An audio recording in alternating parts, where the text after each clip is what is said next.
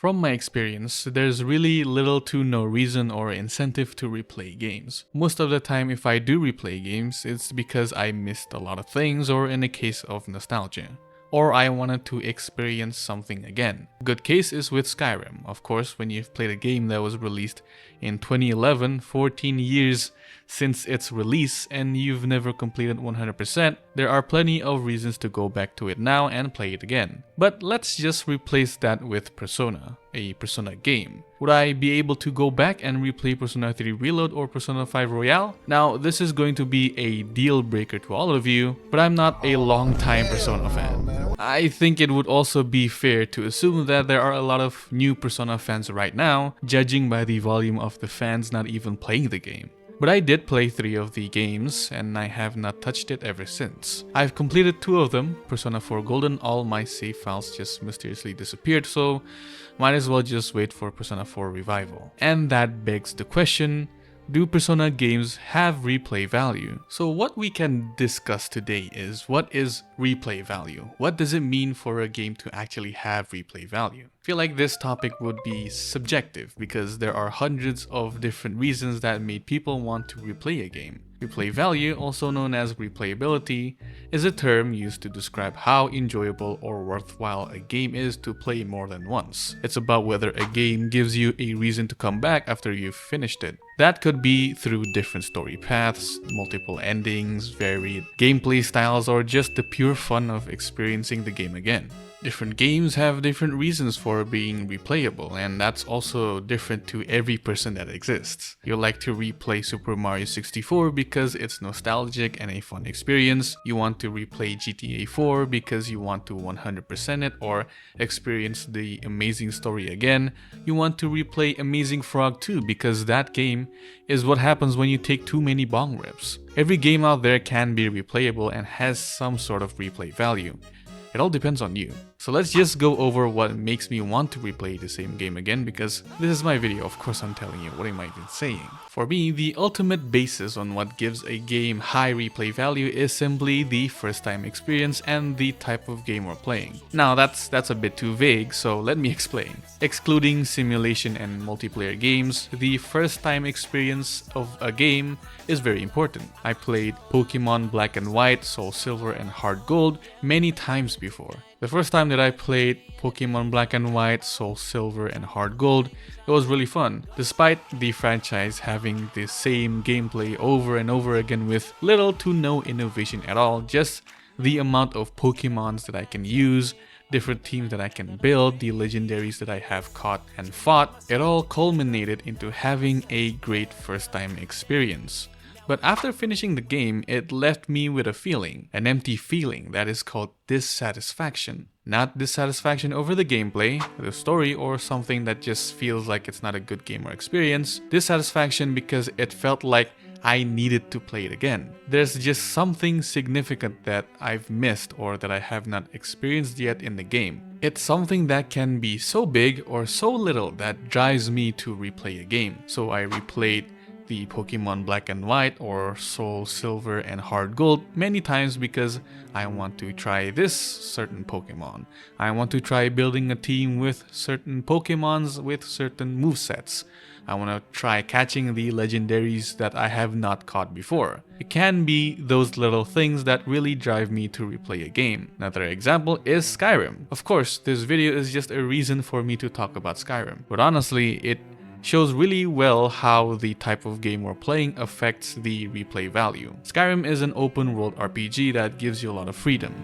You're not forced into one specific path or story. You get dropped into this huge world, then it's up to you to decide what kind of character you want to be and what kind of life you want to live in that world. You can be a thief and be a part of the Thieves Guild, a powerful mage in the College of Winterhold, the 1000th time playing a stealth archer, a werewolf, a vampire, or a fist-brawling light-armored Argonian who prays to Talos so he can use the whirlwind shout every 5 seconds. You can follow the main story, ignore it completely, do side quests, explore caves, get married, build a house, whatever you want. To add to that, there are hundreds of thousands of mods which can add some minor or major changes to your experience. And that's what makes it so replayable. It's not just about finishing the game once, it's about playing it again and doing things differently even if the end result is always the same.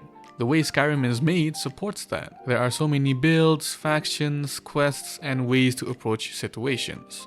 You can replay it just to try a new build or roleplay as something different. Every time you start it up, you can make a completely new experience. That's not because the devs created dozens of endings, it's because the gameplay systems let you mess around and play how you want.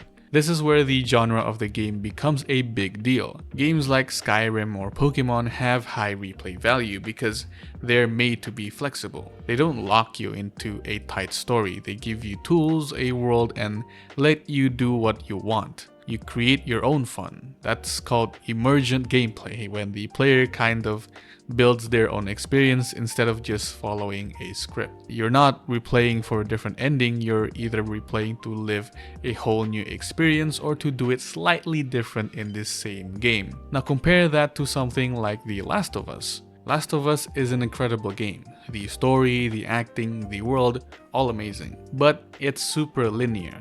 You play through the same events, same cutscenes, same combat sections every time. And sure, it can still be emotional the second time around, but you're not changing anything. You're just reliving the same story. That's still replay value, but it's a different type and it's not my type of replay value. It's about reliving the story you love and not building a new one. Speaking of a new one, I want to give a quick shout out to today's sponsor, Figgies, the collectible that's honestly one of the coolest things I've added to my shelf this year. Figgies are premium display collectibles designed in pixel art, and let me tell you, these look absolutely cool. These aren't your typical plastic merch, they've got real weight, solid construction, and this awesome layered 3D look thanks to their mag mount system, which lets each figure snap into a metal background for that clean gallery style setup. And speaking of backgrounds, each one is reversible, so you can basically get two display styles in one box. There's even a display base included, and if you're short on shelf space, no worries. Figgies also comes with a 3M magnetic dot, so you can mount it on your wall, locker, fridge, wherever you want to flex your collection.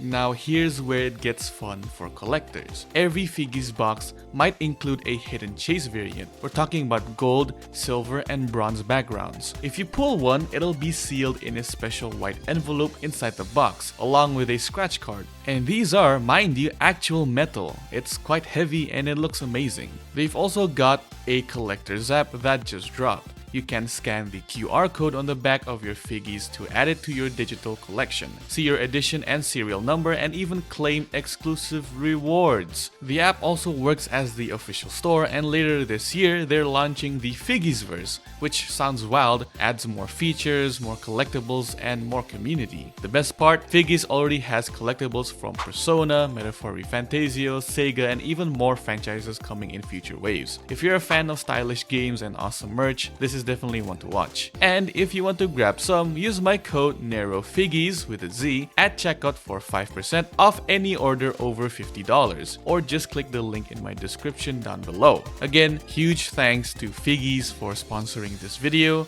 Let's get back to the video. So when I think about replay value, I look at two big things. One is how strong that first playthrough was, like how much it stuck with me, and two, how much the game lets me play differently the next time. Games like Pokemon and Skyrim are very perfect for this.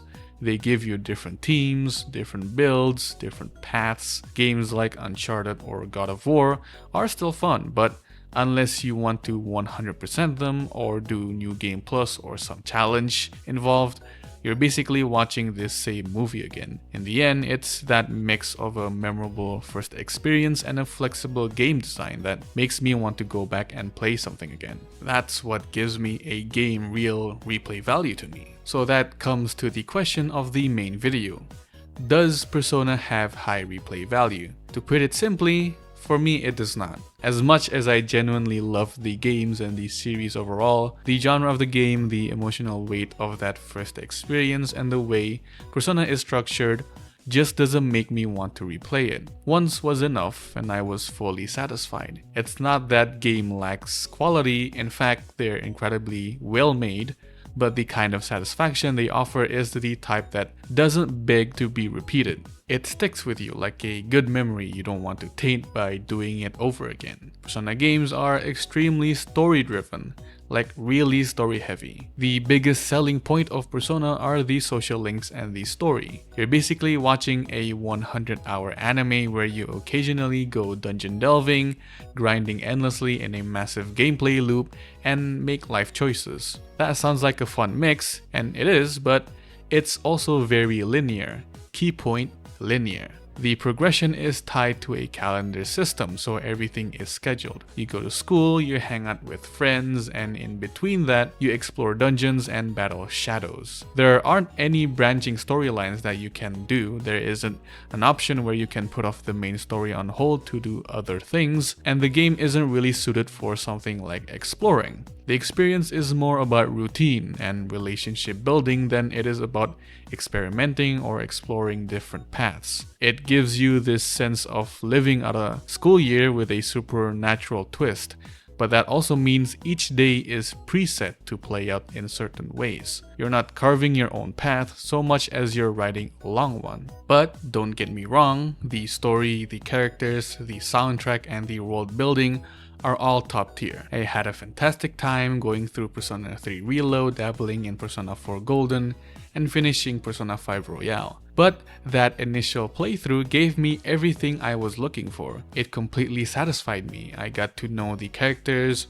saw the plot twists unfold, faced the emotional beats of the story, and reached the finale. By the end of it, I felt complete. It was like finishing a long emotional TV series. You feel fulfilled, but not eager to do it all again right away.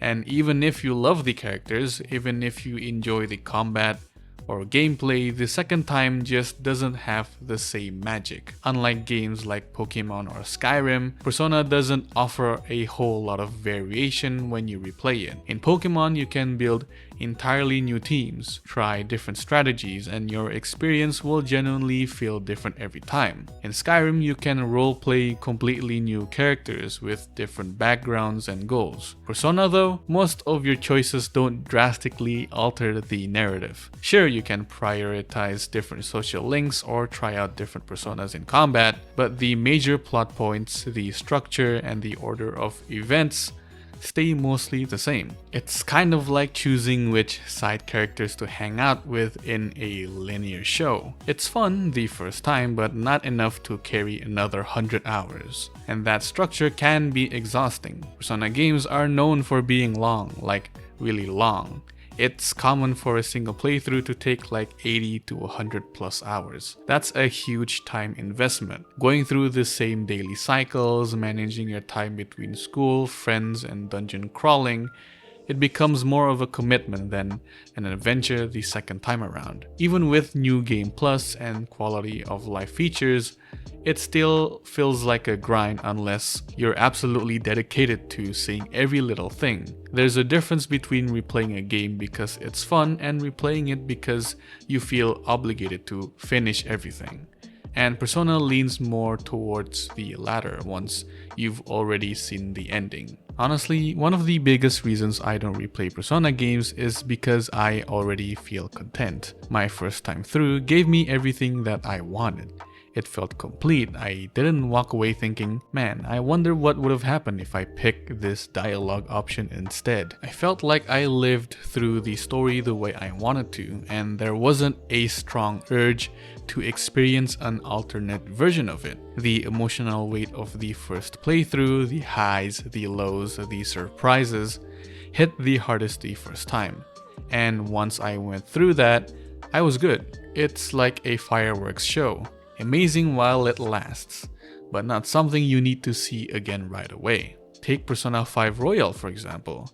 When I finished it, I didn't jump right back into New Game Plus. I just let the experience sink in. The journey was powerful and I didn't feel the need to re-experience it just for a few extra confidence scenes or to fuse every persona. I do have regrets like not romancing every female character in the game and trying to use other party members throughout the whole story, but those reasons aren't strong enough to bring me back to replaying the game. With Persona, once I started, I have to finish it no matter what. Contrary to what I was experiencing with Persona 4 Golden, as I have not finished it. But it's because I already saw the anime and really didn't feel like I needed to experience the story again through the game. Was it a mistake to watch the anime first rather than playing the game? Absolutely, but I really like the anime and I think it did a great job at actually being a good anime, so finishing Persona 5 Royal the first time, it felt like closing the final chapter of a great book. You might revisit someday, but for now, you're just happy you read it. The Phantom Thief's journey felt meaningful the first time. Repeating it too soon would almost feel like going through the motions, knowing every twist and turn before it even happens. Same thing with Persona 3 Reload, the actual first Persona game I've ever played. Yes, it is a remake and the story and dialogues were said to be changed a lot from the original, but I think Persona 3 Reload did a great job at getting people into the Persona series. Will I play Persona 3 Reload the second time around? Nah. I'm not really sure if I should play the original version fully because I really doubt that the core story is way different than the original. I've seen some dialogue changes but not really any major story changes. What I really like about the game is the visuals, music, voice acting, and the social links made it such a great experience for someone like me who is playing a Persona game for the first time. Going through everything that Persona 3 Reload had to offer, by the time the credits rolled, I felt satisfied. It was funny, it was sad, it was heartwarming, it was emotional, and when the ending hit, it hit. I didn't feel like repeating the entire process just to make different choices in a few conversations or to unlock some alternate fusion. The emotional impact was strong, and I didn't want to dilute that by playing it again too soon or just replaying it in general. The experience felt sacred, and part of me wanted to preserve that feeling. I will never forget the story that I've experienced with Persona 3 Reload. What makes Persona special and what also limits its replay value is how much of it relies on the strength of its story and characters. Once you know the big reveals, the twists, and the emotional arcs, a lot of the magic is gone. There's really no reason, for me at least, to experience these stories again when I already know what's going to happen and how it will happen. There's no alternate ending that drastically changes the outcome.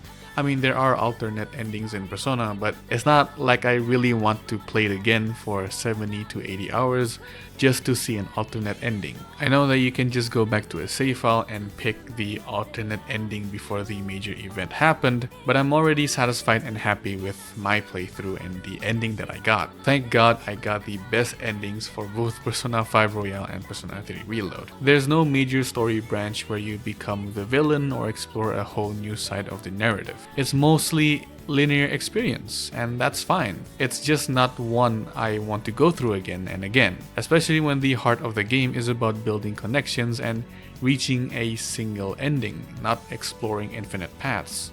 Even if you miss a few social links or side events, going through another 80 to 100 hour playthrough just to get those extra scenes doesn't always feel worth it. For players who love min-maxing or completion, maybe it does, but for me, I'm more about the emotional journey, and that journey hit me hard the first time around. Persona isn't about grinding stats or unlocking new abilities, it's about the story you shared with that version of your character. Trying to recreate it or squeeze more out of it can sometimes feel forced. I'm also pretty sure that for a lot of JRPG players feel the same way that I do. I'm sure most common reasons that will come up are things like time investment required, the emotionally draining nature of the story, and the fact that repeat playthroughs don't really offer a new narrative experience. I'm not the only one who sees these games as a one-time ride, and it's not about being lazy or impatient, it's about understanding that some experiences are better left untouched after the credits roll. It's just about how some games hit the hardest the first time, and trying to relive that magic often doesn't work the same way. And that's not a bad thing. Persona games are incredibly some of my favorite experiences in gaming, but they're like a really good film or a powerful TV show. You remember the characters, the themes, and the moments. You might even rewatch a favorite cutscene or listen to the soundtrack again, but you don't always feel the need to replay the whole thing from start to finish. That one run was enough to make a long-lasting impression. So yeah, for me, Persona doesn't have high replay value. The first playthrough was more than enough. It gave me what I wanted. And that's totally fine. Not every game needs to be replayable. Some games are just meant to be memorable. And for me, that's exactly what Persona is. A deeply personal, unforgettable journey, one that I'm happy to have experienced once, and once was all I needed. That is all. I'll see you. Now I made it through the weather. Better days are gonna get better. I'm so happy the current night is gone. I'm moving on. I'm so happy that it's over now.